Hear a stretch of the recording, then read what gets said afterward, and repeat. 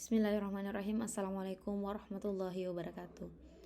Alhamdulillahirabbil alamin, wa bihi nasta'in wa ala umuri dunya waddin. Wassalatu wassalamu ala asyrafil anbiya'i wal mursalin, amma ba'du. Alhamdulillah, pada kesempatan ini izinkan kami untuk mempresentasikan makalah kami dengan judul Gangguan Berbahasa dan Penanganannya pada mata kuliah psikolinguistik. Sebagai pendahuluan, melihat faktor-faktor yang banyak terjadi di lapangan pada saat ini, begitu banyak anak-anak di usia 3 tahun ke atas itu mengalami speech delay atau keterlambatan berbahasa, atau bahkan ada yang sama sekali tidak berbahasa dan tidak berbicara. Tentu hal ini karena adanya faktor-faktor yang menyebabkan hal tersebut. Kita ketahui bahwasanya gangguan berbahasa yang dialami oleh seorang anak itu bisa terjadi karena faktor intrinsik, yaitu karena memang bawaan kondisi organ tubuhnya sejak lahir, atau bisa jadi karena faktor ekstrinsik, artinya stimulasi yang didapatkan oleh seorang anak dari bahasa yang didapatkan oleh anak tersebut dari orang tuanya atau siapapun yang banyak berinteraksi dengan anak tersebut. Jadi komunikasi akan berjalan dengan lancar jika seorang anak mampu berbahasa. Sedangkan diketahui bahwa kemampuan berbahasa itu dapat dibedakan menjadi 2 macam, yaitu kemampuan reseptif dan ekspresif atau produktif. Reseptif artinya anak tersebut mampu menyerap dan memahami apa yang dikatakan oleh orang lain, pembicaraan orang lain. Kemudian yang kedua, ekspresif, yaitu kemampuan berbicara dan menulis. Sehingga dirumuskan juga bahwasanya kemampuan berbahasa atau skill berbahasa itu sebenarnya meliputi kemampuan mendengarkan, membaca, berbicara, dan menulis. Namun keterlambatan berbicara atau gangguan berbicara yang terjadi pada anak itu terus meningkat jumlahnya, terutama setelah masa pandemi kemarin, di mana banyaknya batasan untuk keluar rumah, kemudian tugas-tugas yang diberikan kepada anak peserta didik itu dengan menggunakan gadget, sehingga tidak menutup kemungkinan itu memberikan dampak yang sangat besar kepada kemampuan berbahasa dan kemampuan berbicara anak-anak kita. Jadi sebaiknya jika memang tidak memiliki pilihan lain untuk memberikan gadget kepada anak, sebaiknya itu tidak diberikan pada usia di bawah 2 tahun. Jadi jika ingin memberikan, berikanlah pada usia 2 tahun ke atas. Karena ini sangat memberikan efek bagi anak-anak yang menggunakan handphone di bawah usia 2 tahun. Namun tentu gangguan-gangguan berbahasa ataupun gangguan berbicara itu tidak hanya disebabkan oleh faktor tersebut, Ada yang disebut dengan faktor medis, faktor lingkungan, dan dalam makalah inilah kita akan membahas secara umum hal-hal yang terkait dengan gangguan bahasa serta penanganannya. Sehingga yang menjadi rumusan masalah pada makalah kami di sini ada 3 poin. Pertama, bagaimana bentuk gangguan bahasa karena faktor medis. Yang kedua, bagaimana bentuk gangguan bahasa karena faktor lingkungan sosial. Dan terakhir, bagaimana penanganan gangguan bahasa. Jadi kita akan bahas secara rinci pada makalah gangguan bahasa dan penanganannya kali ini. Jadi gangguan berbahasa seorang anak itu bisa jadi terjadi karena adanya faktor medis. Pada makalah ini kan kami sampaikan beberapa bentuk-bentuk gangguan berbicara ataupun gangguan berbahasa pada seseorang karena faktor medis. Jadi pertama perlu kita ketahui bahwa untuk mencapai kemampuan berbahasa itu diperlukan terpenuhinya beberapa elemen berikut. Jadi lengkapnya sistem penginderaan, sistem syaraf pusatnya juga harus lengkap, memiliki mental yang cukup untuk berbicara, ada kestabilan emosi yang baik. Nah, Jadi jika misalnya kita menemukan seorang anak yang tidak memiliki salah satu dari elemen yang kami sebutkan tadi, maka anak tersebut itu bisa dikatakan akan mengalami gangguan dalam berbicara atau hambatan dalam berbicara. Nah, secara rinci kemudian dibagi lagi ya sebab-sebab yang membuat seorang anak itu mengalami gangguan dalam berbicara. Pertama, sebab mekanik. Ya.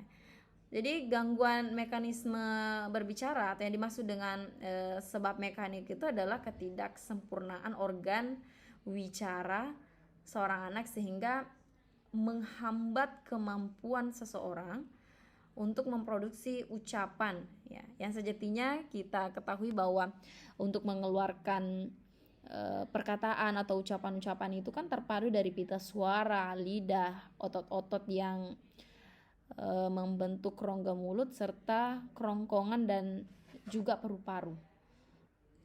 Sehingga keadaan-keadaan inilah yang disebut dengan gangguan mekanisme berbicara.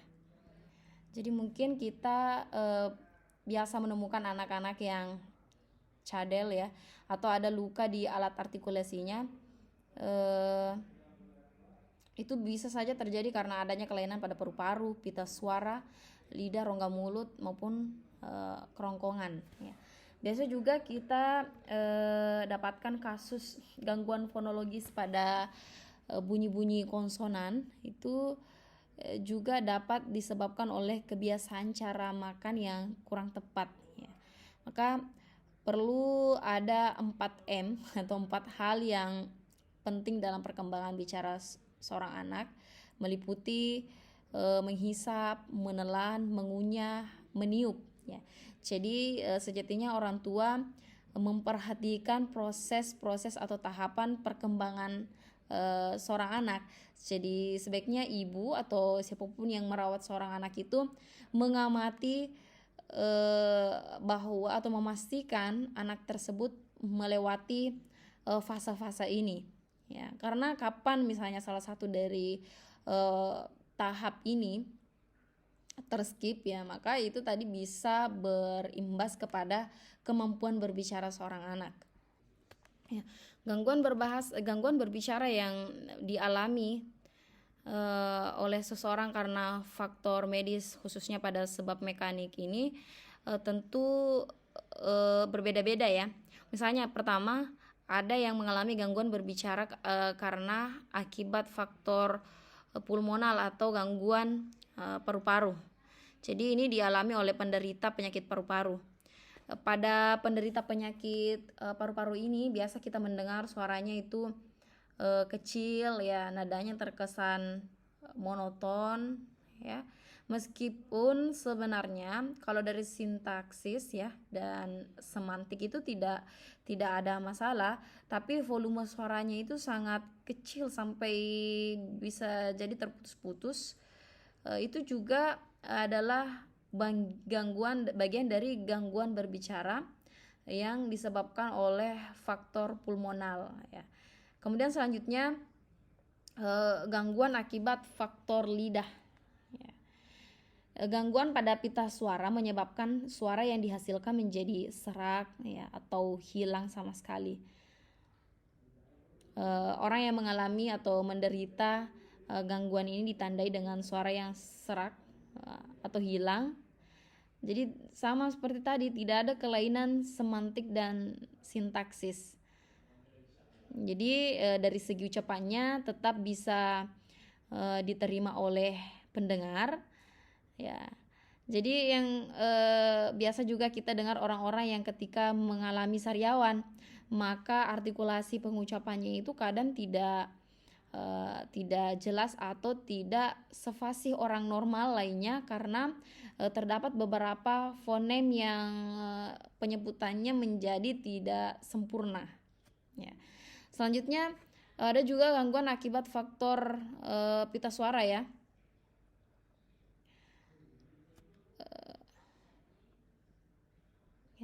Ini tidak jauh berbeda juga tadi dengan gangguan lidah ya. Kemudian ada yang juga disebut dengan gangguan akibat faktor resonansi, yaitu rongga mulut dan kerongkongan ya. Kalau pada kasus ini itu menyebabkan penderitanya itu menghasilkan suara yang sengau ya. Misalnya yang diderita oleh orang sumbing akibat gangguan resonansi pada langit-langit keras atau palatum dan pada rongga mulut. Selain itu juga terjadi pada orang yang mengalami kelumpuhan pada langit-langit keras. Mohon maaf, maksudnya terjadi kelumpuhan pada langit-langit lunak ya, atau yang disebut dengan velum ya. Jadi kalau langit-langit keras tadi itu ada palatum, kalau langit-langit lunak disebut dengan velum.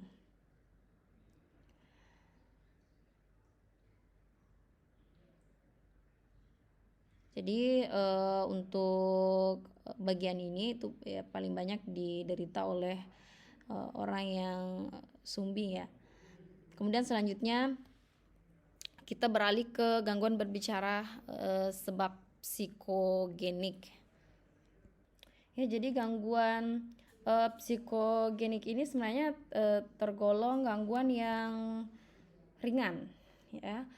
Karena kalau dari segi fonem, semantik, sintaksis itu tidak dipengaruhi ya. Namun hanya pada pengucapan lafaznya itu kadang-kadang dengan nada yang mungkin agak berbeda dengan orang normal lainnya ya. Jadi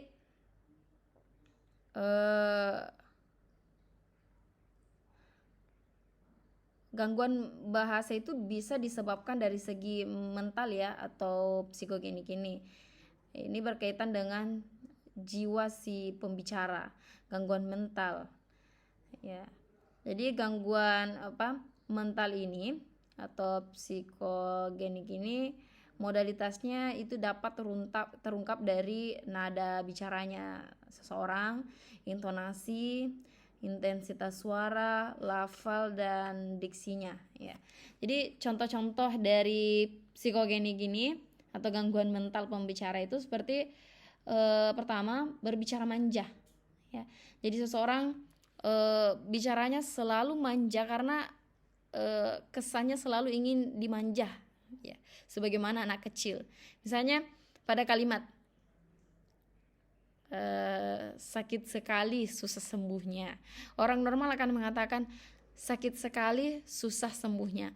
Tapi pada orang yang mengalami gangguan psikogenik ini akan mengatakan sakit sekali susah sembuhnya ya. Jadi selain mendayu-dayu, memang beberapa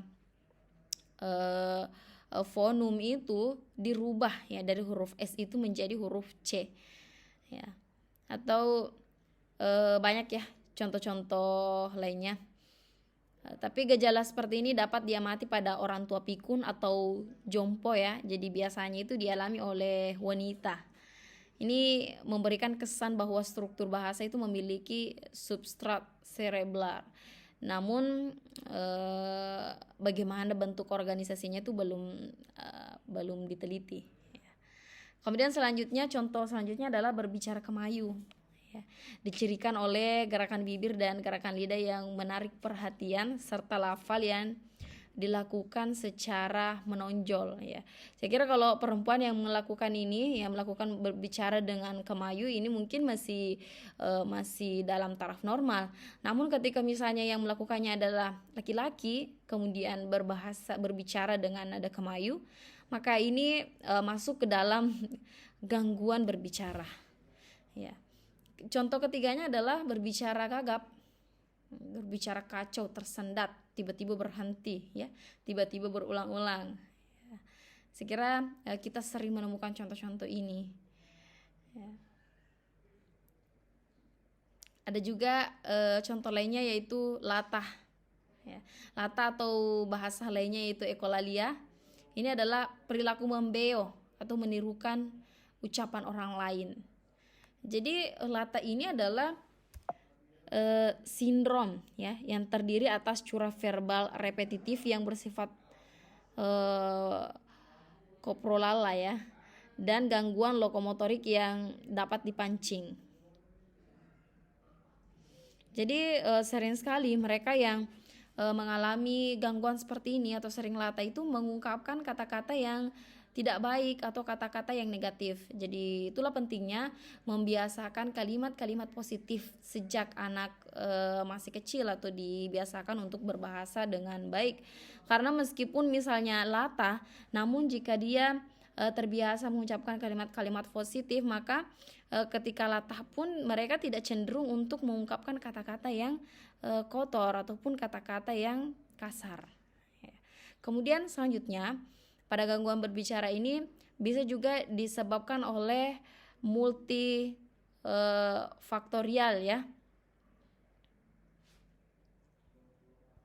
Kita mungkin sering menemukan beberapa orang di sekitar kita itu ketika berbicara dia mengungkapkannya dengan sembrono ya, atau serampangan. Kenapa? Karena bisa jadi dia memiliki banyak sekali ide-ide ya, banyak sekali ide yang ada di otaknya, ya, semuanya itu ingin dikeluarkan secara sekaligus sehingga apa yang dibicarakan itu menjadi tidak jelas ya. Jadi orang yang mengalami gangguan seperti ini harus melakukan latihan atau berlatih berbicara di depan cermin atau merekam suaranya sendiri lalu mendengarkannya kembali ya. Jadi ini adalah salah satu penanganan gangguan berbicara akibat multifaktoral ya. Gangguan berbicara karena sebab multifaktoral ini juga bisa selain tadi bentuknya berbicara serampangan ya, atau apa tadi istilahnya berbicara sembrono, bisa juga gangguannya itu berbicara propulsif. Jadi biasanya penyakit ini adalah kerusakan pada otak yang menyebabkan otot menjadi gemetar, kaku dan lemah, sehingga saat mengeluarkan kalimat artikulasinya itu menjadi tidak jelas, suaranya mengecil, iramanya monoton dan tersedat-sedat. Kenapa? Karena elastisitas otot lidah, wajah dan pita suaranya itu terdapat gangguan ya. Kemudian ada disebut juga dengan berbicara mutis atau mutisme. Jadi orang yang mengalami gangguan mutisme ini tidak berbicara sama sekali ya. Sebagian besar dari mereka mungkin masih dapat dianggap membisu atau sengaja tidak mau berbicara.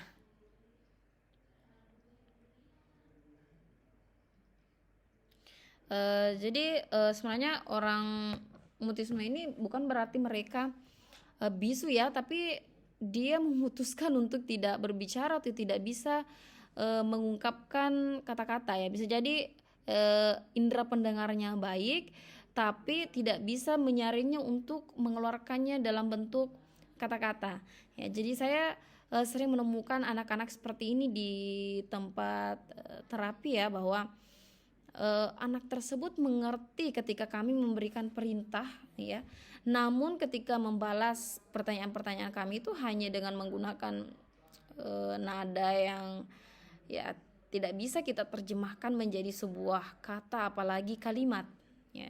Jadi mereka sama sekali tidak tuli ya, pendengarannya sangat baik, responnya baik, hanya saja tidak bisa berkomunikasi dengan orang lain. Dia tidak bisa mengeluarkan kata-kata itu dari otaknya. Tuh. Jadi itu tadi gangguan berbicara ya, secara garis umumnya ada karena mekanik, psikogenik, dan multifaktoral. Kemudian selanjutnya kita ke gangguan berbahasa ya. Jadi pertama ada afasia ya.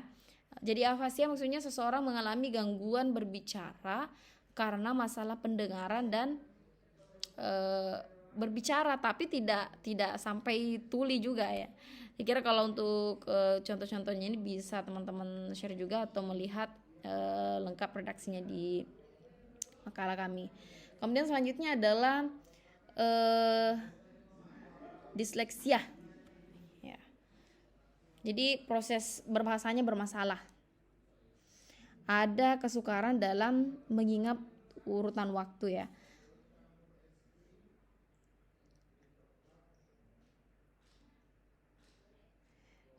Jadi penyakit ini bisa jadi terjadi karena bawaan ya, atau kelainan sejak lahir.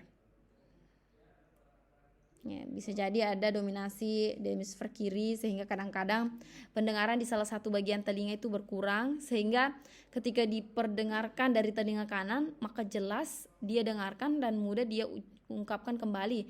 Namun berbeda ketika dia dengar dengan telinga kiri. Ya. Kemudian ada yang disebut dengan tunarungu. Nah, kalau tunarungu ini saya kira kita sudah tahu ya, bahwa mereka itu betul-betul tidak mendengar sejak lahir. Jadi orang yang tidak bisa mendengar sudah pasti akan bisu ya, tidak akan bisa berbicara karena tidak memiliki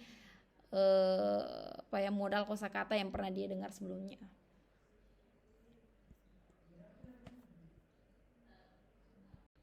Ya, adapun faktor medis lainnya itu bisa mempengaruhi gangguan berpikir seseorang, ya seperti demensia.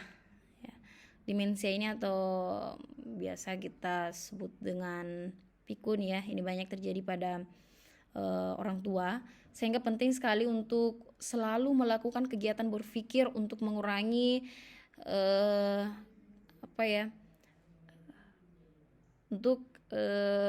mengurangi kemungkinan kita mengalami pikun di masa tua ya. Semoga kita semua tidak akan mengalami masa-masa pikun tersebut ya. Kemudian selanjutnya ada yang disebut dengan schizophrenia. Kalau ini penderitanya itu biasa sekali mengeluarkan kalimat-kalimat yang sifatnya halu, jadi dia selalu berhalusinasi. Apapun yang dia katakan itu berkaitan dengan halusinasinya. Kemudian ada Huntington's disease ya. Kalau ini berpengaruh dengan kondisi kejiwaan seseorang ya. Jadi ada juga kemunduran motoriknya ya. Jadi bukan hanya kemampuan berbicaranya saja, kemampuan berbahasanya saja yang dipengaruhi, tapi dia juga akan mengalami kemunduran dalam kemampuan berjalan ya, mengingat, dan bahkan kemandiriannya. Dia selalu bergantung kepada perawat atau orang-orang di sekitarnya yang bersedia untuk merawatnya ya. Kemudian depresi ya. Jadi orang-orang yang depresi ini kan tertekan jiwanya ya. Jadi kita bisa melihat dari gaya bahasanya dan makna curah verbalnya. Volume curah verbalnya lemah lembut dan kelancarannya terputus-putus dalam interval yang cukup panjang. Ya, saya kira kalau untuk kondisi depresi ini setiap penderita memiliki kondisi yang berbeda-beda. Ya, itulah tadi gangguan bahasa yang disebabkan oleh faktor medis atau bawaan, baik itu bawaan sejak lahir ataupun gangguan-gangguan organ wicara yang terjadi ketika sudah dewasa atau pada usia tertentu. Selanjutnya adalah faktor lingkungan sosial ya. Jadi berbeda halnya tadi dengan faktor medis, penderita gangguan bahasa karena faktor lingkungan sosial ini kadang tidak bisa berbicara dengan orang lain ya. Kenapa? Karena dia tidak pernah mendengarkan bahasa seseorang ya. Seperti yang mungkin kita pernah mendengarkan kisah kasus Kamala dan adiknya yang biasa kita nonton di film-film ya, di mana anak-anak ini tumbuh di atau besar di hutan, sehingga bahasa yang mereka dengarkan itu hanyalah bahasa-bahasa burung, singa ataupun hewan-hewan lainnya, sehingga ketika berbahasa dengan manusia maka yang dikeluarkan adalah bahasa binatang. Mereka tidak mampu mengucapkan kata-kata layaknya manusia lainnya, meskipun indera pendengarannya lengkap atau organ tubuhnya itu layaknya manusia lainnya ya. Namun karena itu tadi yang didengarkan selama ini adalah atau selama ini dia hanya berada di lingkungan tidak ada bahasa atau kurang stimulasi untuk berbahasa, maka kemampuan berbahasanya itu akan menjadi sangat kurang ya. Butuh waktu yang panjang untuk bisa melatih mereka kembali untuk bisa berbicara ya. Saya kira kalau yang banyak terjadi sekarang ini ya, karena anak-anak itu sangat banyak bersentuhan dengan gadget ya. Jadi bisa jadi anak kemudian mengalami gangguan berbahasa karena bingung bahasa, atau mungkin dia menjadi kurang stimulus ya dari orang-orang sekitar, ya baik itu orang tua atau teman-teman sejawatnya, karena kurang bermain, terlalu fokus terhadap gadget, sehingga terdapat gangguan berbahasa. Nah, itulah tadi bentuk-bentuk gangguan berbahasa, gangguan berbicara, dan gangguan berpikir yang biasa dialami oleh seseorang. Nah, selanjutnya kami akan membahas terkait dengan penanganan gangguan berbahasa secara umum. Ya, pertama, metode komunikatif representatif. Jadi untuk metode ini dilakukan 3 tahap. Pertama yaitu berkomunikasi dengan anak. Yang kedua, berkomunikasi dengan penyandang Asperger Syndrome dan Autism Spectrum Disorder. Yang ketiga, berkomunikasi dengan penderita Huntington's Disease ya. Yang pada intinya mereka sangat membutuhkan stimulasi untuk terus diajak berbicara, meskipun mungkin tidak akan mendapatkan respon secara cepat oleh mereka yang mengalami penderita gangguan bicara seperti itu. Kemudian selanjutnya, bina bicara. Nah, pertama, latihan afasia pada penderita stroke. Yang kedua, training keterampilan bahasa pada penyandang specific language impairment. Dan yang ketiga adalah program intervensi bahasa pada penyandang spektrum autisme. Ya, saya kira kalau untuk penanganan bina bicara seperti ini biasa dilakukan oleh para terapis ya, baik dengan melakukan pemijatan pada beberapa organ wicara yang bisa dijangkau, atau bisa melatih fokus seorang anak untuk kemudian bisa diajak berdiskusi atau bisa diajak berkomunikasi 2 arah. Dan saya kira kalau untuk langkah-langkah bina wicara ini yang paling mengetahui hal ini adalah terapis bina wicara. Jadi penanganan selanjutnya bisa memberikan pembenahan leksikon ya. Jadi pembenahan leksikon ini terkait dengan usia mental anak. Tentu pada pembagian ini pembahasan dikhususkan pembenahan leksikon untuk penyandang sindrom Down dan lambat berbicara. Jadi keterlambatan anak berbicara itu bukan berarti kemudian kita bisa memfokus bahwa mereka tidak akan berbicara selamanya ya. Jadi dengan melakukan pembenahan leksikon ini merupakan salah satu penanganan untuk gangguan bahasa dengan tipe tersebut. Kemudian selanjutnya adalah penanganan fase praverbal. Jadi konsep perkembangan berbahasa dan bicara yang perlu dipegang adalah tetap memperhatikan konsep metamorfos, pergeseran dominasi hemisfer kiri dan kanan sehingga muncul proses praverbal sebelum fase verbal. Ada juga yang disebut dengan penanganan fase awal verbal dan fase verbal.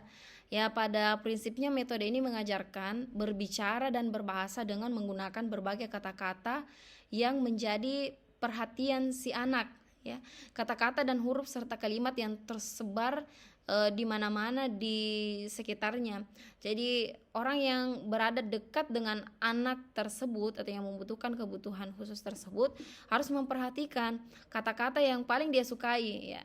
Misalnya ketika dia mengatakan hidung ya. Karena itu adalah kalimat yang dia senangi, bukan berarti dia ingin menunjukkan hidungnya atau ingin melihat hidung kita ya, tidak, tapi itu bisa saja menjadi ungkapan bahwa dia ingin disayangi ya. Namun dia tidak bisa mengungkapkan dengan kalimat perintah yang sempurna layaknya anak normal lainnya, maka dia menggunakan verbal kata-kata atau huruf yang dia senangi atau mudah untuk dia ucapkan. Kemudian selanjutnya ada komunikasi alternatif. Jadi ini sangat berguna untuk mendukung komunikasi reseptif, ekspresif, dan pragmatik penyandang gangguan berbahasa. Nah, penanganan gangguan berbahasa terakhir pada makalah kami adalah komunikasi penunjang ya. Kami mengutip 2 poin pada makalah ini. Pertama, bahwasanya beberapa terapi menunjang proses penanganan gangguan berbahasa dan bicara. Salah satunya yaitu ergoterapi. Ya. Ergoterapi adalah terapi gerak dan sensoris yang lebih ditujukan untuk melatih jika anak mempunyai masalah dalam pengucapan yang disebabkan karena gangguan pada motorik dasar, indera, terlalu sensitif, serta gangguan fisik lainnya. Tentu tujuannya adalah untuk mengatasi aspek gangguan secara spesifik yang dibutuhkan dalam mendukung perbaikan bahasa dan bicara. Poin kedua adalah auditory integration training. Ya. Ini termasuk dalam terapi penunjang juga ya, melalui piranti musik. Jadi beberapa orang tua itu sudah banyak yang melaporkan keberhasilan terapi ini yang ditunjukkan dengan kemajuan anak dalam memproses informasi auditori. Ini terapi ini dirancang oleh Dr. Guy Berard ya, yang mengalami bagaimana otot dan syaraf telinga mempengaruhi kerja otak dan organ keseimbangan sebagai unsur yang saling melengkapi.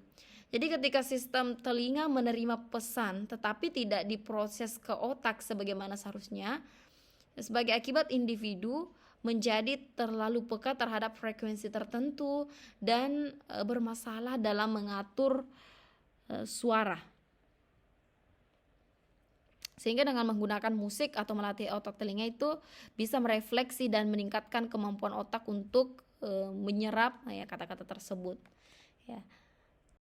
Saya kira demikianlah tadi penjelasan kami terkait dengan gangguan berbahasa serta penanganannya. Tentu apa yang kami sampaikan pada makalah ini sangat umum ya dan sangat memiliki keterbatasan. Olehnya itu kami sangat memohon kritikan dan saran dari dosen pengampu serta teman-teman sekalian. Kami akhiri dengan mengucapkan alhamdulillahirabbil alamin wabillahi taufiq was sa'adah. Wassalamualaikum warahmatullahi wabarakatuh.